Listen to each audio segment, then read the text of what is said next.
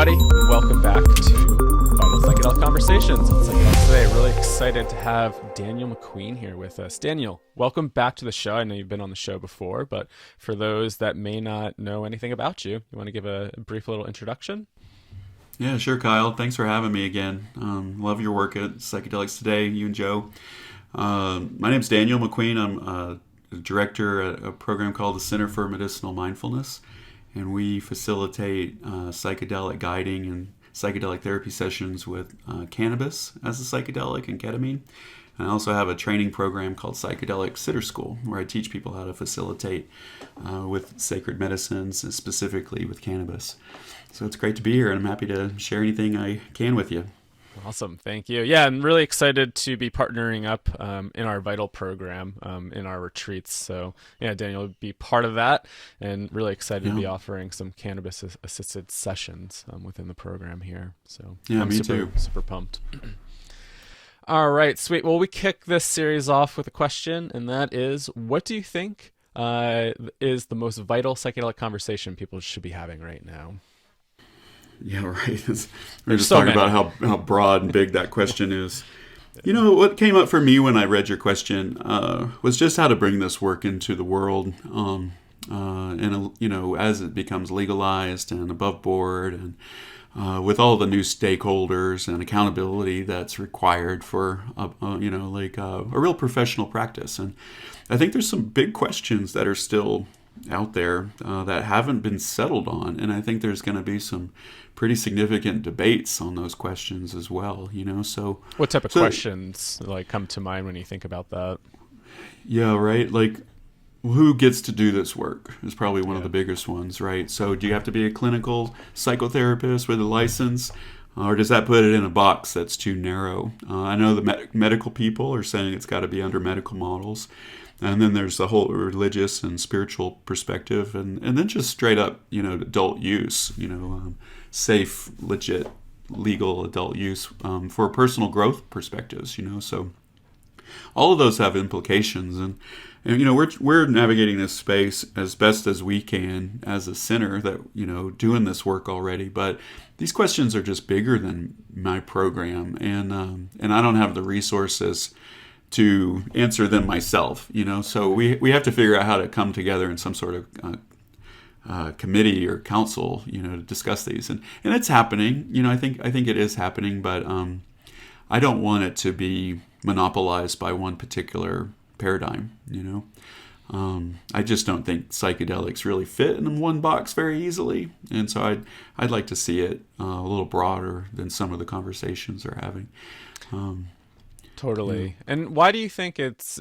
Well, I mean, I guess we could both assume, but yeah, why do you think it's kind of being siloed within the medical kind of paradigm?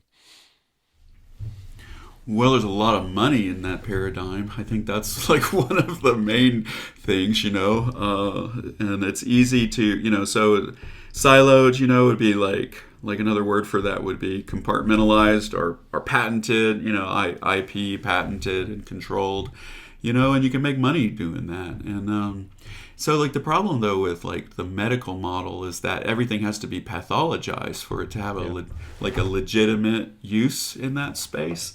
And so what that means is that only the people who are having initiatory experiences are doing it to heal from a pathology. And I think we need to broaden the scope so that psychedelic practitioners and guides can work with people safely and legally in a container where it's not pathologized. I think I think there's a lot of potential there for growth as a species and a culture. So. But I think it's just the model that people know, you know. So like the doctors, that's the model they know, and the clinic owners, that's the model they know. So they're putting it in what they know, and I don't think it's gonna fit. I just don't think it's gonna fit there, you know. So yeah, I guess Like, what type of conversations do you think we should be having to try to change that narrative? Like, I guess, for example, let's say I'm a therapist and I really believe, well, I guess I am a therapist, but I'll just say general therapist. I'm kind of just entering into this scene a little bit. I'm reading the research, and I wholeheartedly believe that it should just be for therapeutic use. Like, I guess, how Hmm. would you try to shift that narrative a little bit if we were to have a conversation around this? Yeah, so so from the therapist perspective, so I think therapeutic skills are really important. Like I've got them too. I got my master's in counseling psychology at Naropa with the transpersonal orientation and mindfulness orientation. I use those skills all the time in a good way. I think they're just good human skills and good conversation skills. Also, like another area that psychotherapy really has an important part in this is through assessments and evaluations, making sure that people are safe to do this work. And do you put them in a clinical or non-clinical setting? I like, so why it shouldn't just go into the psychotherapy realm is I think there's experiences that go beyond psychotherapy, and so like just the psychotherapy model isn't big enough for the experiences themselves. And so there has to be a orientation, like a worldview that allows for an orientation that's bigger than human, or so deep that it just goes beyond the human experience. And the implications of some of these experiences, go beyond therapy as well, like into life calling. And there's growth edges or growth spaces for psychotherapy. But again, it's like oriented towards the clinical concerns. So what that does is it just orients everything towards disorder. And so what if we can shift the orientation to growth, thriving, and then address what arises, that needs to be healed within that larger perspective. And we, like our psychotherapists in our program are really, really great, but they have a tendency to work a little too hard in these spaces. It's like What do you mean by that? well, having a medicine in the room, like if somebody's taking psychedelic cannabis, it's like having an ally in the room that can help hold or facilitate the experience in a way that it doesn't require the therapist, the psychotherapist, to be fully on all the time, like engaging. And so a lot of the time I'm sitting in silence. And I'm doing mindfulness practices that help me stay regulated myself. And I think those are really important. So like I can spend a 5-hour session with someone where 75% of it is in silence. Right. And that's just doesn't quite fit the paradigm of a psychotherapy conversation. I play music for my for my clients. It just, these things just don't quite fit the paradigm. I think music is really important. And so, you don't learn how to facilitate with music in most psychotherapy programs, so it just doesn't quite fit. I think it's a good, like a Venn diagram, like we bring in the medical, we bring in the clinical, you bring in the religious, spiritual, whatever word we want to use, transpersonal. And then there's like an aesthetic quality, right? The set and setting, creating the space, the artistic, and like this just creative self-exploration or something. So I just think it's bigger than any one of these models. So I would prefer there to be like a holistic, like allowing, like, so we allow practitioners from different orientations in our program, but that's allowed because we work together. Right. Like we have a doctor in the room for the ketamine. We have a minister there to be a facilitator and guide. If there are clinical concerns present and the guide isn't, psychotherapist, they might be working in conjunction with the client's psychotherapist. For me, it's like a group process. And I think maybe that's one of the differences I've learned of coming out of like the underground space is that no longer isolated, no longer alone. Maybe it's okay that it's a group process, like a team process now or something. So everybody is kind of like in the room. You have like, say, the minister and the psychotherapist in the room when you're doing this type of work, or they're just there for resources. Say if it gets to on the clinical side, the psychotherapist is available to do psychotherapy afterwards. Yeah. So under the law, right, and the way we work with ketamine and cannabis is that we get a medical recommendation. And then the psychotherapist can work in conjunction with the doctor to provide a therapy with a medicine. It's a medicine. It's got to, there's like the doctor is a legitimate, important part of this process. With ketamine, the doctor's in the room. They're generally providing the shot of ketamine, holding space to see if they need a booster, make sure they stay physically safe, and then they leave. The doctor, Dr. Power, Elise, she leaves about 45 minutes after administering the first shot. So and then the guide is there to hold space and be present for the experience. And help the person return, provide any interventions. Mostly safety. It's mostly presence and safety and playing music, especially with ketamine. But if there's conversations and sharing, we do a practice where we're just doing a collaborative mindfulness practice. So it doesn't really fit in the container of psychotherapy. So the psychotherapist and the medicine experiences are doing these practices that are more like a mindfulness practice. The psychotherapist would come in. We do a lot of short-term treatment in our program. People will fly in for a few days or a full week, like 4 psychedelic sessions in a week, things like that. And so we're, whether or not it's a psychotherapist or a minister, we're in contact with the client's psychotherapist if they have one. So we work growth edges too, right? So we work in spaces that we don't identify as psychotherapy at all, because it's growth oriented, developmental stuff like that. But with real trauma and things, we make sure that there's a lot of support around the client. So it's typically the psychotherapist isn't always in the room, with the client going through the journey, but there's a lot of conversations with their psychotherapist. Right. And when you said the guides in the room, is that somebody that's kind of trained in your framework that kind of understands sitting, so they're not maybe traditionally trained with a counseling degree? Right. Yeah. So yeah. Our program, our training program is called Psychedelic Sitter School, and we teach a paradigm that have been developing called mindfulness-based psychedelic therapy. And within that, we teach people how to work with cannabis as a psychedelic. So that's kind of like a specialty under this umbrella. And so ministers can do it. Ministers are really good at holding space and being present with people in these spaces.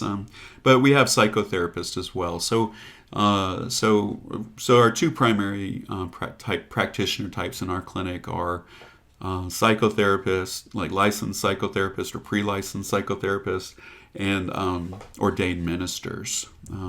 So that's where we're at. And then, when I got started, I was working towards my licensure. But at that time, 10 years ago, or a few years after that, when cannabis became legal, couldn't figure out how to do it safely as a licensed practitioner. So at that time, I chose not to get my license. And so I work in conjunction with the doctor. I work in conjunction with the client psychotherapist, and I don't do ongoing session work. Right. I don't practice as a psychotherapist. So people fly in. I'll do these guided sessions with them, and they fly out, and I make sure they're in good hands to be caught on the other side of that. But now we figured out how to work with the doctor and work, to keep our licensed counselors legally safe, professionally safe.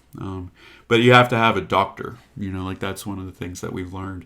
And then that's the medical model, right? Like these medicines are going to be prescribed by a doctor. Right. But the doctor is not going to generally be the one performing the session itself, Right. Yeah, more with administering it and prescribing. Mm-hmm. Yeah, they're going to be the one. They're going to come into the room, hand them a pill, and say, "Have a good journey, and I'll see you on the other side." That's the model. So, yeah. I'm curious if you'd be open to exploring this topic around licensure versus non-licensure, and I guess your process around that, because that is a conversation that comes up pretty often. Yeah, it's a real common question with new therapists, or actually seasoned therapists too, that they're starting to enter into this psychedelic space. it feels a little risky, and maybe they do want to kind of practice outside of the box, because sometimes, yeah, the licensure route just feels a little too limiting at times. So I wonder if you could share a little bit about your process and thinking around it. Sure. Yeah, so we offer our training program to non-licensed folks and licensed counselors.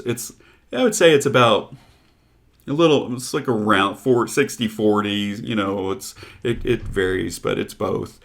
So we have a lot of people coming into the profession that don't have, have had really profound experiences on medicine, and they want to step into the profession. They want to leave their careers or whatever it is, and they're looking for ways to do that.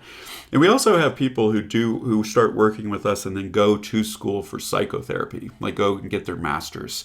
So this is like a stepping stone into that license work. Yeah. And then we have licensed counselors who want to bring it into their practice as licensed counselors.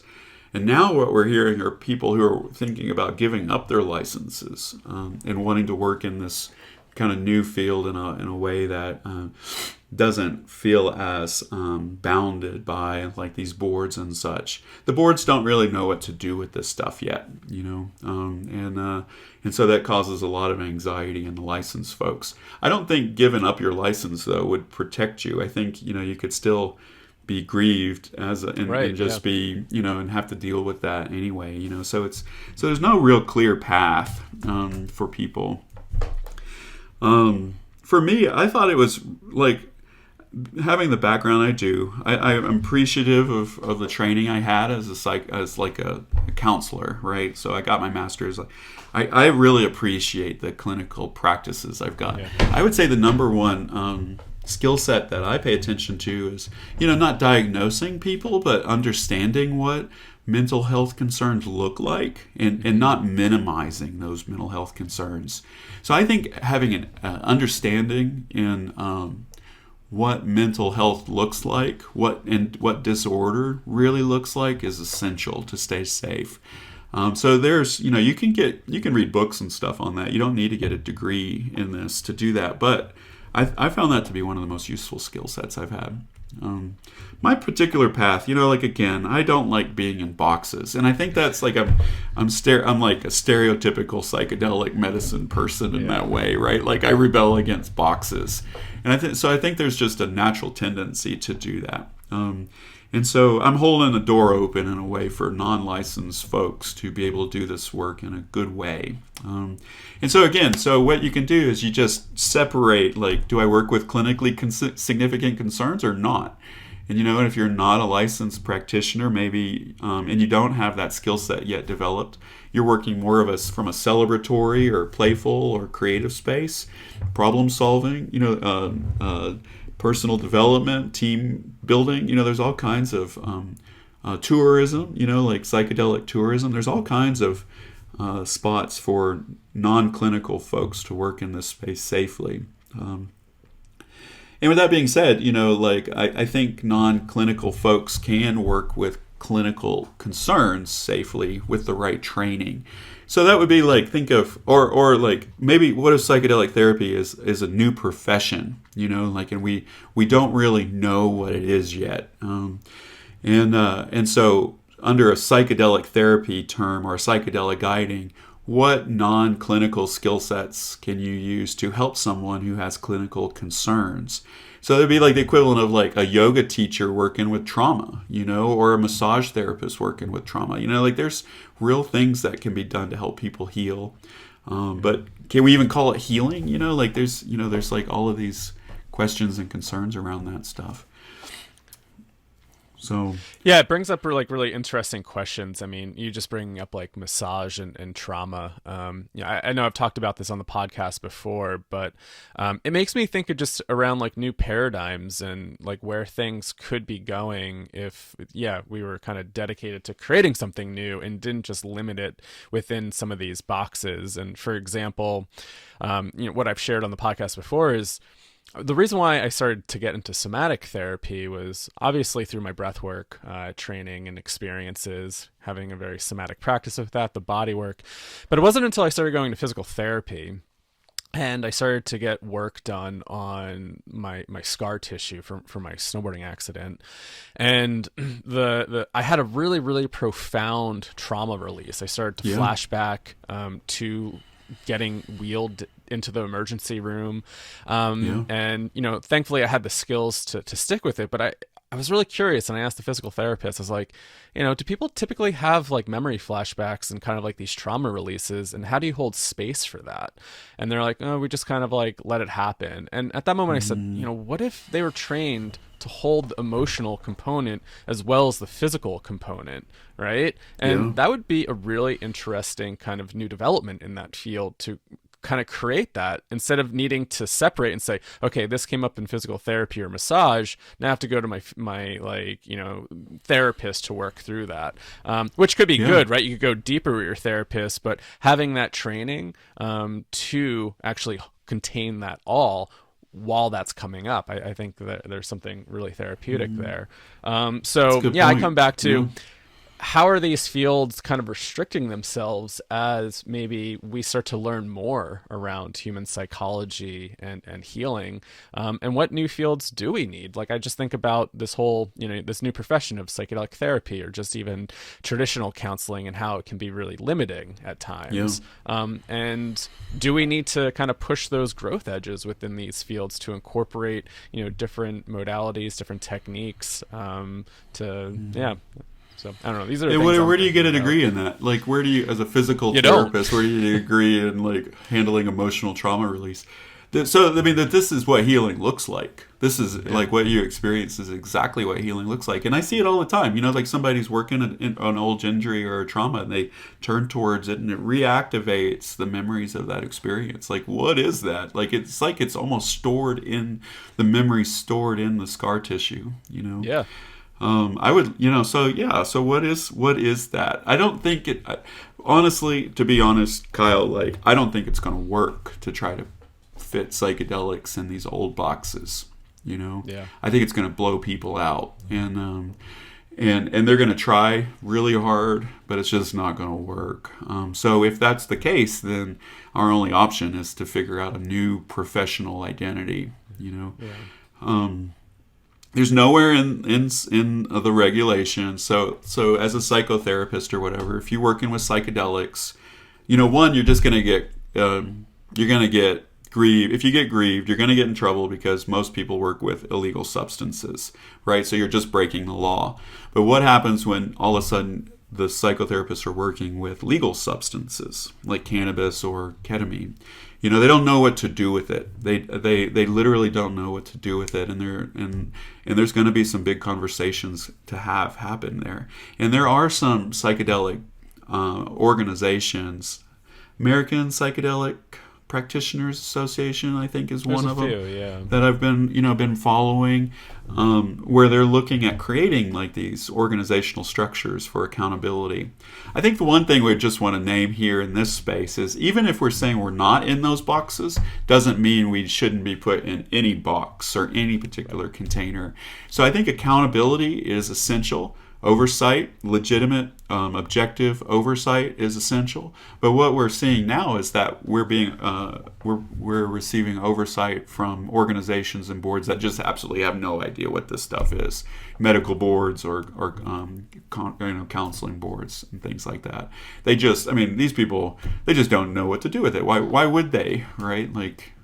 Yeah, they're not probably following that stuff like consistently, right? No, these are like the people who love regulations. They love the rules and the regulations, and that's what they read, and so I would be real cautious about trying to fit us in a box. But at the same time, that doesn't mean we shouldn't be put in any sort of containment, Well, yeah, and let's like break that down a little bit, because I know like the counter to all this, and I've seen it, or I've heard it definitely from a lot of like my therapist colleagues from time to time, say, well, psychedelics is really in the Wild West right now, so I guess we can use kind of like that coaching field, right? There's a lot of people that feel that a lot of people that are offering coaching services don't have any sort of training in trauma and mental health, but they're kind of like advertising it as so. But I think what you're pointing at is the accountability factor here, and maybe trying to stick within your scope of Stay in your practice. scope.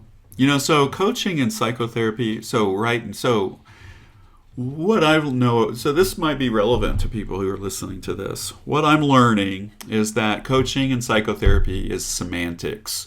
And if you're doing psychotherapeutic skills and calling it coaching, it doesn't really matter. Like the regulatory agencies are going to get you as an unlicensed psychotherapist. So all the integration coaches and things like that, like you really want to be mindful around using, like how you advertise. So you can't talk about healing, you can't talk about therapy, you can't talk about addressing clinical concerns.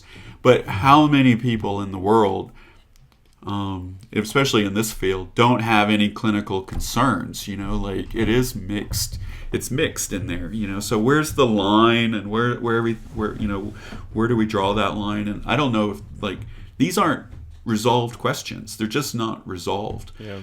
So like looking for loopholes, if you're going to come out and looking for loopholes, like you might want to be mindful that how people test loopholes is they get grieved and they go through the regulatory process, and there might be lawsuits and all kinds of things, right? So it's easy to put I'm a coach on your whatever, but that may or may not protect you.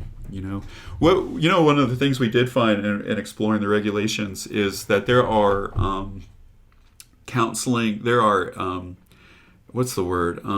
Gosh, I'm spacing the word.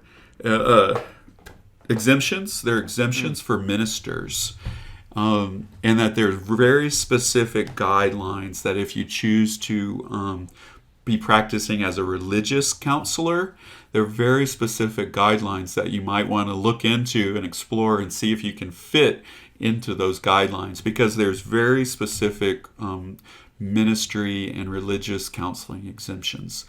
And there's there are ministers. So one of our ministers, Jay, is in a counseling program for ministers right now.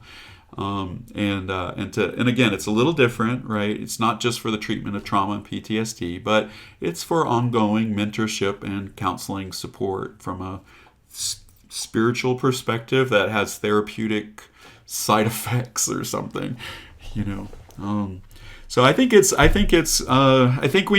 there needs to be boards. There needs to be, these are questions that are no longer individuals can answer. And so the APPA or other organizations, we've got to have our boards.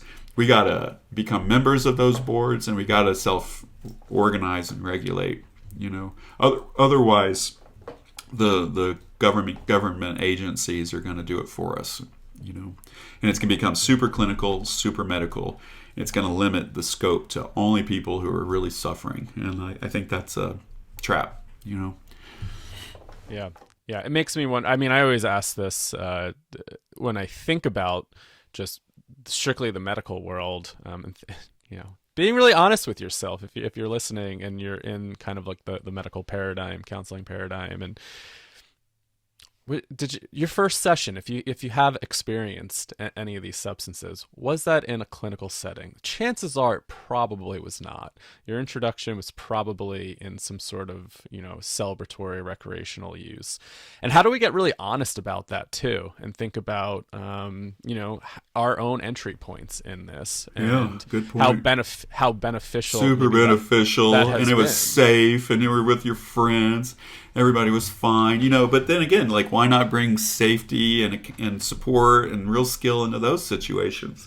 There's nothing, you don't have to just hope that everybody's okay. You can set shit up first in a good way, But yeah, 100%. One of the things that bugged me about some of the Naropa professors, I had everything, a lot's changed in the last 10 years at Naropa, but I would talk to these mindfulness instructors, and they would be anti-psychedelics, but they all had a history of using psychedelics or cannabis, and that's what brought them into their interest in spirituality and self-development. You can't separate those experiences from a life path, and then to discount the medicine and say, oh well, we could get to the same thing by just sitting and meditating. I don't think that's really true. I've never meditated to the point of having enough like a LSD experience or something, Right. I mean, I've had some of those experiences with breathwork, but I always come back to the question of like, well, I've been primed to some example, right? Like, Sure. I think my nervous system was primed with my near-death experience and those early psychedelic experiences. Yeah, your neurology so it's like I kind of different. know my inner territory, and so it's maybe easier to get there. But without that, well, could I get breathwork there? might be inducing some sort of endogenous DMT, so like, there are non-medicine ways to reach these states, But like, if you have a tool like a booster rocket, might as well use it, Like, we have some hard work to do in the world. Like, the world is kind of scary these days. So why are we choosing to slow down and do it some right way, within the old paradigm that caused all these problems in the first place? So something else to examine and look at too, right? Yeah, right. I mean, how psychotherapy's been around 100 years, and mental health has gotten worse since psychotherapy started. James Hillman has some really great quotes around that. I'm not going to paraphrase it because I don't remember it off the top of my head. But he said similar thing. It's been around for 100 years, and it seems like it's just gotten worse. It's just gotten worse. It's because we're focusing on pathology. Yeah, and I don't think psychedelics need to do that. Right. Yeah, I always come back to like his quote around. Psychology has really lost its way from the root word of psyche, tending to the soul. And psychedelic is not mind manifesting. It's mind is part of it. I think it's soul manifesting. Soul. Well, yeah. If you go back to the Greek translation of psyche, right? It's soul. Soul. And I think we push against that because it has maybe some religious context for a lot of people when they hear that. Sure. And maybe that's why we do push against that. It's like, ooh, that doesn't feel good all the time. Right. Well, so we have to untangle religious trauma from like religious and spiritual teachings and stuff. So like most of us have been traumatized by religion, particularly in the psychedelic community. Like we never fit, right? We're the black sheep. We're the outsiders. We're the ones that question authority. Like, priests and ministers and stuff. A lot of them don't like that. So we were outcast in a lot of religious communities and stuff. But I know a lot of psychedelic people and people who've been injured by religion. They have a deep longing for the sacred and divine. So what if it's okay to bring that back in? But we got to break out of that old paradigm, or we're just not going to do it. Like psychedelic medicine people just aren't going to live in a paradigm. What do you think it's going to take for us to break through this paradigm? I know it's a big question and we don't know, but maybe fun to kind of think about it. Well, from my perspective, like I love cannabis as a medicine, and it can be used as a psychedelic in a more ongoing practice. I'm a fan of taking these medicines very infrequently, particularly the big ones, psilocybin, MDMA, LSD, all of those. I think ayahuasca, DMT, all the big ones, I think they need to be taken infrequently to be safe. But with cannabis, you can create an ongoing practice, like once every week, every couple of weeks, once a month. Where you just keep going back into that space. And I think there's something really special about breaking. It gives you an opportunity to get to know the territory on an ongoing basis, as opposed to just these big blowout experiences. And I think that helps us land in this new paradigm more. So I've learned to really appreciate that medicine for that. For those that would argue against cannabis being psychedelic, how would you address that? Yeah. I just say that's like old patterning from the war on drugs and the war on consciousness. The Just Say No campaigns and the frying egg in the pan had some major psychological effects on us. And it was demonized. It's been demonized since the pharmaceutical companies and the paper-making companies and all of that were demonized hemp.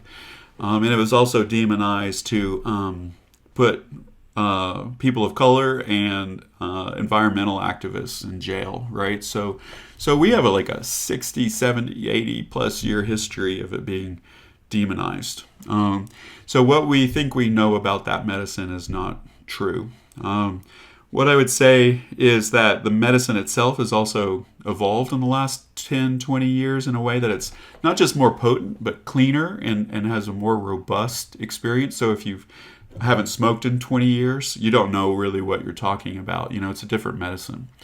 And then I would go into like, well, let's look at the facts, So it is classified as an hallucinogen in scientific literature. It does impact the 5-HT2A receptors, as do all the other psychedelic medicines.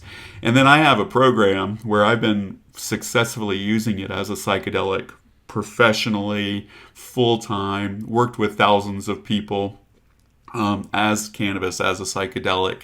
And I don't think I would be able to do that if it were sort of kind of psychedelic, So I've heard some of your students come out of that program, blown away. Like, whoa, that was like on par with like an ayahuasca experience or a DMT experience that I've had. Super hard to believe, right? Super hard to believe. But yeah, so it's as intense. So it's dose dependent, right? So if you're going to microdose psilocybin and think you're going to have a full blown psychedelic trip, you're going to be disappointed. If you're smoking recreationally, a little, like regular cannabis and hanging out with friends, you're not going to have a psychedelic trip. But if you do the right set and setting and a few simple skill sets and the right, like we create blends of it, so there's a blending. It's not just one strain. If you do it all together and right, you will have a psychedelic experience. Intervisual, similar to psilocybin. A lot of people who've taken ayahuasca say it was just like ayahuasca. But it's also a plant-based and pathogen. So it does a lot of the memory recall, similar to what you're describing, because it's somatic. Medicine, it can activate memories and difficult memories for reconsolidation and healing, but it provides like an empathic, I feel okay even if it's hard space. And then it also impacts the endocannabinoid system directly, so it releases inflammation and tension in the body, so your body can literally shake out the trauma. So at this point, Kyle, I'm thinking it's probably one of the best psychedelics for trauma resolution work and other things. So like I'm way past the is this psychedelic. I'm stepping into this might be one of the best medicines for psychedelic therapy and guiding that we have available. I do find that it definitely enhances a lot of my somatic practices, and I've always kind of used it as like that somatic processing tool. Oh, it's great for that. Absolutely. Yeah, it just drops me in my body in a different way, brings a lot of that stuff to the surface. I'm able to shake it out. And then combining it with really breath work. Yeah, what we're going to do with your crew, combining cannabis with breath work. People will be shaking on the floor and having really big experiences. When you combine it with breath work, it really approaches DMT and 5-MeO DMT spaces.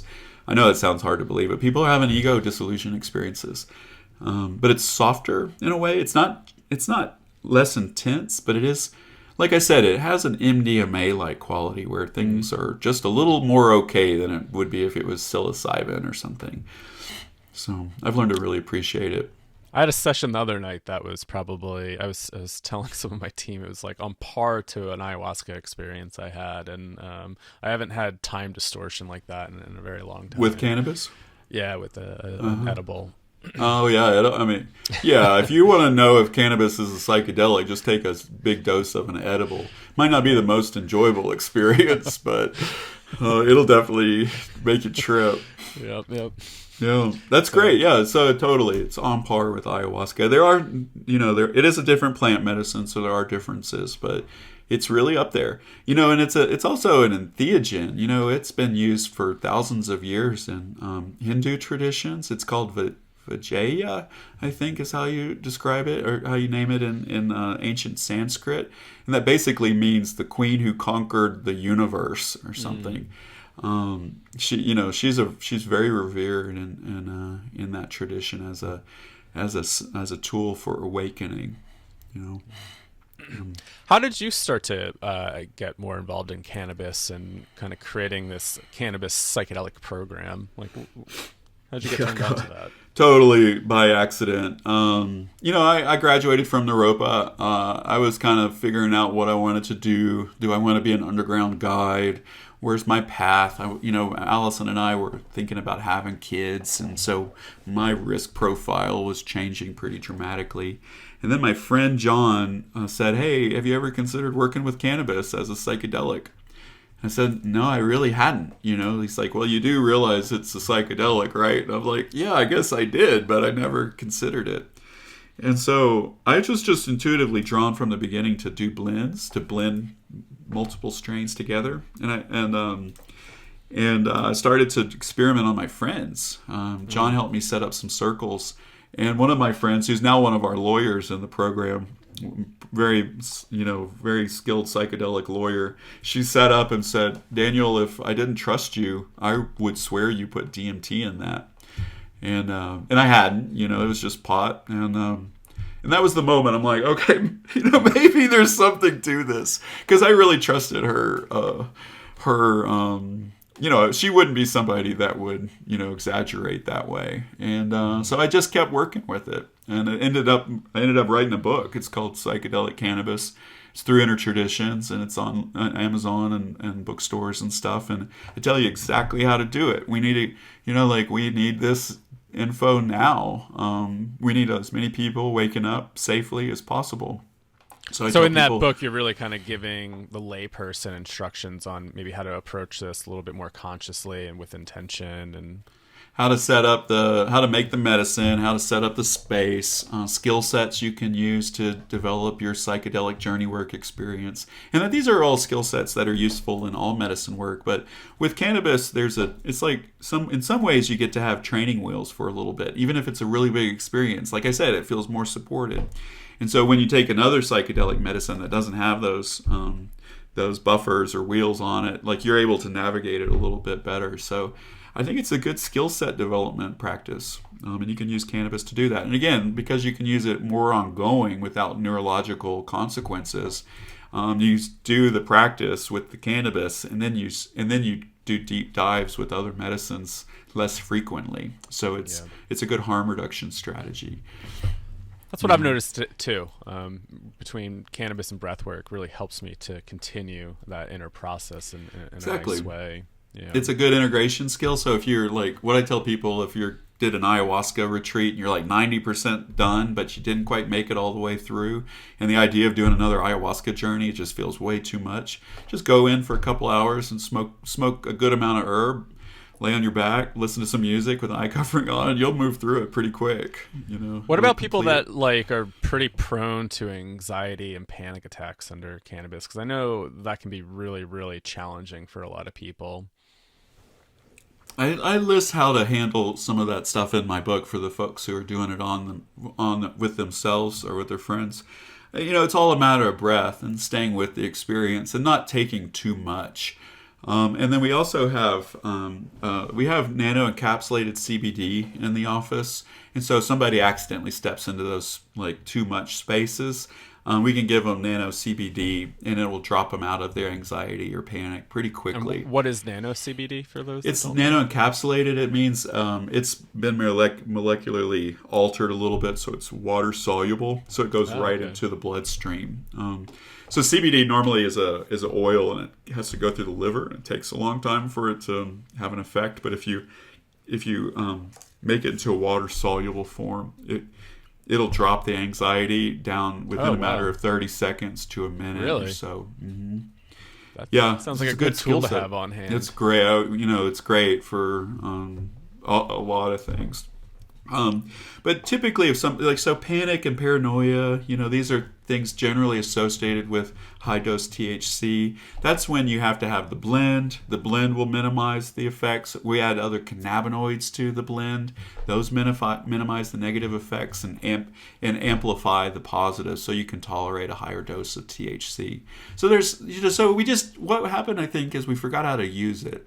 There's nothing wrong. And the reason people are having panic attacks and extreme anxiety is that they're using it in a way that is not as educated as they could be. I'm not saying this anything in a negative way. It's just, hey, by the way, we know how to work with that. Like I know how to work with anxiety and panic and stuff. It very rarely happens in our sessions. And when it does, it's a moment of breakthrough and release and an opportunity for deep healing.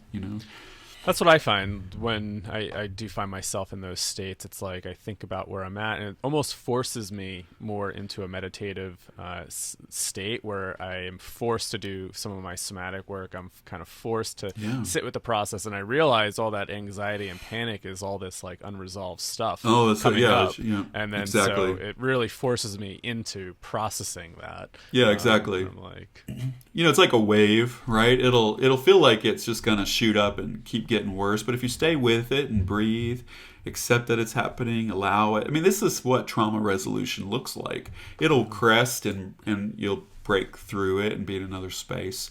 So yeah, that's what healing looks like. So let's not avoid the anxiety. Let's turn towards it, and that's where the real healing happens. yeah, which can be challenging for a lot of people. So I'm just noticing time, and we'll hit this other question. What's Sure. the most vital teaching point that psychedelic practitioners need to become skilled and expert in? Yeah, that's another really good question. I like this like theme you got going on, Kyle. As I was thinking about that question, what came up for me was nobody's talking about the transformational impact of being a guide. That like when I'm in my experiences with my clients, I'm deeply impacted by their experiences. It's often a mirror of something I'm going through in my life to some degree, and I have to look at my own stuff too, and it's activating my own personal processes. And you do that over and over again without having a space for processing your own personal work. I think it can tweak people out. I think people get they get burned out really quick as a guide and facilitator, or they think everything is supposed to be like rainbows and unicorns, and when they hit hard spaces themselves, they don't know what to do with it, or they don't realize that they're just on a fast track of like transformation and awakening. So that would be my big question, and that's something that we keep bringing into our program as much as possible, of how to navigate the transformational process of being a guide for others. Does that make sense? Totally. Have you seen that? Totally. I mean, I definitely feel that in some of the work that I've done with ketamine, also being a facilitator in breath work, just noticing how much that like will activate different processes in me. And I think, just going back to like the licensure route versus non-licensure and whatnot, I think that the one benefit that is that supervision. And I know folks outside of licensure will, get peer support and consultation, but having that place to go with a supervisor to process a lot of that stuff, I feel like has been, really, really important. Because a lot of stuff comes up. We get activated by other people's stuff all the time. We're in this more kind of like open state. And I think, what you're speaking of in your program is the mindfulness piece. It's like, a lot of the work for me too is how do I regulate my own nervous system here, right? And think about what's my own agenda here showing up in the room. I'm getting activated, and I just think about like a lot of the breathwork sessions of like, oh, I want to step in and do X, Y, and Z and help this person out because I feel like they're struggling. It's like, how do I pull back and really kind of analyze what's going on inside of me? Not trying to fix it, Just hard to do. You're right. Humans want to help, right? We're like, oh, right, and it's just like, and this is like we're there to support and bear witness, but not fix. Yeah. And that is a hard space for a lot of guides to have, or they take on too much and hold it. Like instead of letting something, energy or an experience or a process move through, they take it on, and then they're holding it. And we try to teach our guides to not hold it, to give it to the earth, let it through, let it move.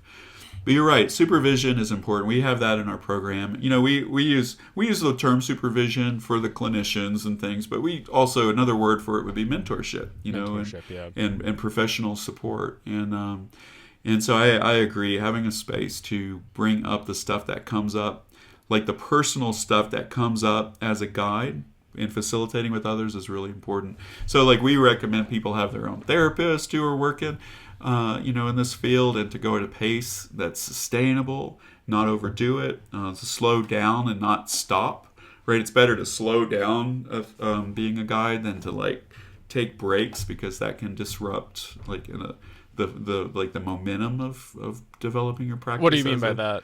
Like just completely stopping because you feel overwhelmed or overdid it? So maybe just slow down, like we, sometimes out of excitement, some of our guides will overcommit to too many sessions in a week. It's like a muscle. It's like if, I'm not the most in shape person and I'm going to go do like the Ironman, marathon or something, like it's just not going to end very well, right? Yep. Same kind of, it's like a psychic muscle that needs to be developed as a guide. That takes time to develop as a guide. So if you stop your process, what we've also found is like there's a lead time in getting psychedelic clients in the psychedelic therapy session. It might take a month or more. So if you stop your process completely, then all this, like you have to rev back up, and it's going to take a month or two for your income to, stabilize again, and all these things, which impact stress and impact the ability to be a professional, because you can't. It's like it's one of it's like there are a lot of our psychotherapists work as psychotherapists. They do half and half. Work with us and then have their own private practice. But if you want to do this full time and professionally, you got to find a rhythm that's sustainable long term. And my experience is most of the times we overcommit. We like it's just a natural tendency. Super exciting work, so it's very easy to overcommit. I think Michael Harner once said this, or at least this is what one of my teachers quoted Michael Harner saying. He said, shamanism's a part-time job. And it makes me wonder, too, around this, budding field and how maybe people want to step into it full-time and also not realizing, like, how intense this work can be. Yeah. How much energy it takes from us, from that, like, psychic energy and... Yeah, it can be really intense work. I like that. It makes sense. Most of the people we work with are doing it part-time. I'm doing it pretty, like, if I didn't have my other jobs, I would be doing it full-time, and I would be okay doing it full-time, but it took me years to get to that space. And then sometimes these stories that we hear are the hardest stories to hear from another human being, so there is an emotional impact to process. Like, I've had to really evaluate my existential understanding of reality because of this job. So there's that whole thing too. But full time, like it's not the same as psychotherapy. It's just not. Like professionally speaking, it's like I tell people it's more like being an emergency medicine doctor or something like that. You got to take time off. Self-care is vital. There you go. There's your statement. Self-care is vital, and it gets more vital the more you do it. Not less. And I think that's an important reminder for anybody in the psychedelic world. I've just been thinking about this a lot more. I've really been trying to focus a little bit more on self-care and trying to say no a little bit more, because this field is just rapidly growing, and there's just so much stuff going on. It's hard to keep up with sometimes. I was just talking to somebody else. I feel like you're missing out. Yeah, I was just talking to somebody else that's been in the field for decades, and they're like, yeah, like it was so easy to keep up, and now all of a sudden, like I can't keep up with everything. And it's like, yeah, I think this is a good reminder for anybody kind of entering into this space. There's a lot of excitement, a lot of opportunities, but also how do we take care of ourselves so we don't make mistakes, right? It's very easy to burn out. It's very easy to, stumble around when you want to do everything. It's burnout. It's easy to burn out doing all good things, like and all like that's it's nervous system regulation. Like it just can be too much. Yeah, so finding your role, like, and that requires finding doing your own medicine work to know what is my calling here. Of all these options, where am I most called to? And we have that option now to specialize. So I have my weird specialties and you've got yours, and we should all figure out a way to like coexist within this larger movement. That's the big question. And I don't know, I honestly don't know the answers to those questions yet. So. Yeah, I feel like we're still pretty early on here, and we're still kind of exploring and trying to figure it out. All right, Daniel, well, we're getting at time here. Anything that you want to close with for today? You know, I really enjoyed this conversation. I thought this was a good conversation, and I would say maybe like even though we talked about a lot of the hard pieces that hard aspects of this work, it's the most meaningful job I've ever had. And if you find your space and your pacing, it's life transformingly meaningful, and so I just want to be an advocate for that. That it's worth it, and you really do need to take your time and go slow and let those psychic muscles build as you grow into this work. Yeah. Wonderful reminders. Thank you. And where can people find more about your work, and if they're interested in any of the trainings or workshops and events that you have going on? Yeah, I appreciate that. Medicinalmindfulness.org is our main center website, and we're stepping into group psychedelic therapy experiences with me and Allison, who's a licensed counselor. We're going to be working with psychedelic cannabis, and then we also have a group ketamine program coming online. So if anybody's interested in our services, medicinalmindfulness.org, and then psychedelicssitterschool.org. So you can just Google Psychedelic Sitters School, and we teach people how to facilitate with cannabis and as a psychedelic in this broader mindfulness-based psychedelic therapy program. So Sweet. I definitely recommend checking those out. Definitely. And just a reminder, you're located in Boulder, Colorado. Colorado, yeah. We have a hotel right next door, so people fly in and do therapy work for a week, and we take really good care of our folks. So wonderful. Really great to see. It's a beautiful place to come visit.